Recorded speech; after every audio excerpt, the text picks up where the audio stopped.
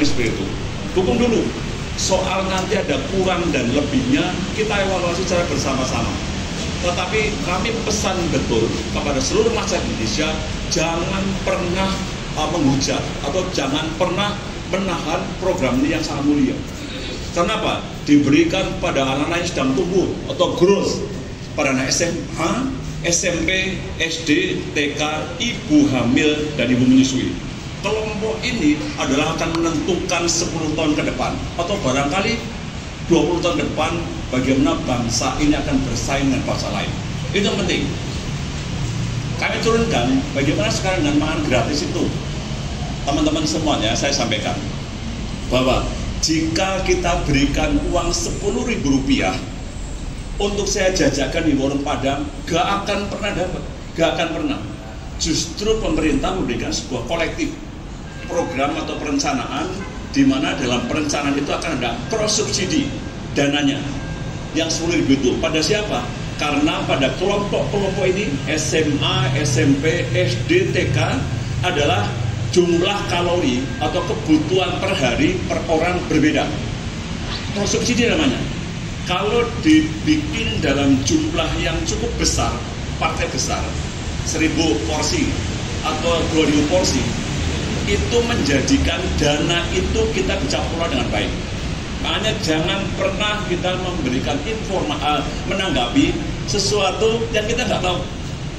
Di daerah-daerah tersebar para ligisi yang bisa menentukan menunya bagaimana, besarannya berapa, kalori yang dibutuhkan berapa, dan siklusnya bagaimana. Ini yang penting ya. Jadi dengan 10.000 itu saya yakin masih realistis. Kami sampaikan masih realistis. Asal adalah pertama, jangan pernah para penyelenggara makanan gratis itu berpikir untuk profit. Balik harusnya, bagaimana saya bisa mensedekahkan dana saya untuk kegiatan ini. Yang penting itu. Kalau untuk mencari profit, bubar. Pasti bubar. Karena apa? Karena fokusnya nanti adalah tidak lagi pada kualitas, tapi pada keuntungan. Titip pesan betul kepada masyarakat Indonesia. Jadi sekarang yang enak sekalian, tidak perlu berpikir tentang kuantitas atau jumlah. Justru saya lihat kualitasnya. Kenapa kualitasnya? Karena ketika makan pas enak-enaknya berhenti, itu akan buat penasaran besok, sehingga anak-anak akan berpikir besok menunya apa lagi. Sehingga apa? Akan mengurangi jumlah tidak masuk sekolah. Ini yang penting. Dengan menu yang terbatas dan kualitasnya enak itu, maka tidak ada waste. Istilah kami waste adalah sisa makanan. Gak ada. Karena makan dihabiskan semuanya. Daripada kita membuat satu menu yang besar, dimakan diacak-acak sama anak-anak. Itu paling menyakitkan. Padahal satu upo nasi, satu upo dikalikan dengan sekian ratus ribu anak jadi berupo-upo, banyak sekali. Ini yang penting. Nanti pertanyaannya Prof. Bejo, ya, atau kebijakannya dengan Prof. Kumolo. Ini yang penting, saudara sekalian. Jadi kami udah mendengar, udah yang mana? Oh ini benar sih, nggak usah khawatir itu. Yang penting enak dulu. Masyarakat tolong betul kritik, tetapi yang sifatnya membangun. Ya, membangun. Kurang apa? Misalnya atos di apanya, atos lauknya. Yang penting adalah bagaimana menu itu menjadi baik. Secara ilmiah saya sampaikan pada kelompok SMA kebutuhan kalorinya 2.150 kilokalori. Itu ada diterjemahkan adalah kalori itu apa? Untuk tersenyum, untuk jalan, untuk bernapas, untuk apa saja kalori satuannya. Untuk anak SMP, untuk anak SD 1.400 kilokalori. Untuk TK lebih berapa? Nah, ini yang saya maksud dengan cross-subsidi yang 10.000 tadi itu. Dan andai kata kita hanya makan satu dari 3 kali makan 2.150, berarti sekali makan 700 kilokalori. Kan itu diwujudkan andai kata akan jadi apa? Bisa nasi, bisa ubi, bisa jagung, bisa kentang, bisa mie. Saya katakan terakhir, jangan sekali-sekali hanya memberikan mie saja, nggak ada temennya. Tapi mie pakai sayur, pakai telur, ya kan? Apa tuh pakai cacahan daging, jangan sampai mie saja. Ini penting. Yang ada kesalahan, orang mengatakan mie itu berbahaya. Saya katakan iya, kalau mie doang. Saya ulang nih, kalau mie doang.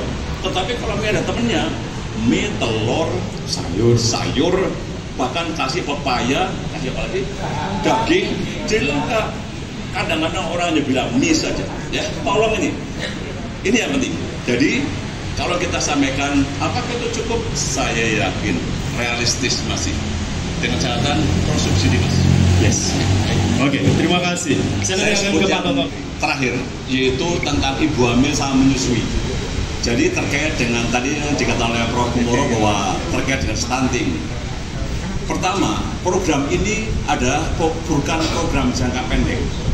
Tetapi sepanjang masih ada bangsa Indonesia, harusnya itu program berjalan. Harusnya. Kalau hanya cuma setahun, 2 tahun, 3 tahun, berhenti, udah bubar. Saya contohkan, saya punya penelitian kohort pada anak-anak stunting dan kecerdasannya di bawah 92 IQ poin. Tempatnya di daerah Sleman. Mereka adalah pada kelompok yang garis kemiskinan di bawah. Saya coba memberikan tambahan, yaitu waktu itu dengan menggunakan telur sebagai pengganti susu. Kenapa? Karena telur lebih mudah dikelola daripada susu. Kalau susu dibuka langsung bisa ada terkontaminasi. Kalau telur tidak. Telur itu saya ceplok, saya dadar. Kalau telur dadar, berarti satu telur itu kalau dadar akan menyerap 10 mg minyak. 1 mg minyak itu 9 kilokalori. Andai kata 10, ada 90 kilokalori. 90 kilokalori itu sama dengan 2 centong nasi. Sekarang tolong nih, dicatat. Dan tambah ada proteinnya. Kita berikan 5 bulan crossover design. Hasilnya bagaimana? Mereka punya kecerdasan kognitifnya meningkat dengan baik. Tapi yang paling spektakuler adalah ketika dia tidak menjadi stunting lagi. Karena apa? Pertumbuhannya normal. Pada kelompok mana? Pada kelompok usia di bawah 2 tahun. Makanya namanya golden period. Dari mana itu? Dari 0 kandungan ibunya waktu mau melahirkan sampai dia 2 tahun. Kenapa? Makanya program stunting sasarannya adalah 1000 hari pertama kehidupan. Andai kata program makan bergizi ini sasarannya pada ibu hamil dan ibu menyusui ditambah dengan TK, SD, SMP sangat tepat. Sangat tepat, Pak. Kenapa? Mereka masih butuh pertumbuhan. Makanya kami sebutkan tidak lagi 1000 hari, tapi 8000 hari pertama kehidupan. Dari mana? Remaja putri. Ini yang penting siklusnya yang disampaikan dulu. Nah, terus bagaimana sekarang?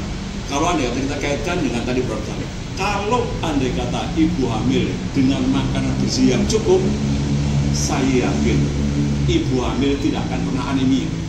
Karena salah satu penyebab pertumbuhan gagal pada anak-anak yang dilahirkan adalah ibunya anemia. Di Indonesia, tolong saya sampaikan ya, 48% ibu hamil anemia. Ini yang perlu ditolong oleh kita. Makanya kenapa saya sampaikan bahwa program makanan bergizi ini sangat mulia. Tetapi tidak hanya sebulan 2 bulan, sepanjang kita ada di Indonesia. Yang pertama. Yang keduanya adalah kita sampaikan juga bahwa program ini mencerdaskan. Ya, kami tahu bahwa yang namanya pertumbuhan otak itu adalah kita linear. Memaksimalkan fungsi-fungsi kognitif ketika diberikan makan bergizi jauh lebih baik dibandingkan dengan ketika kita nggak berikan apa-apa. Makanya kenapa bahwa ketika program makanan bergizi itu apakah bisa menaikkan derajat kemampuan kognitifnya? Iya, kognitifnya memaksimalkan fungsi-fungsi kognitif sehingga dia apa? Konsentrasinya bagus, bisa mengeja dengan cepat, bisa merespon dan sebagainya. Karena ukuran-ukuran kognitif adalah sangat variatif. Yang penting. Nah, program ini sungguhnya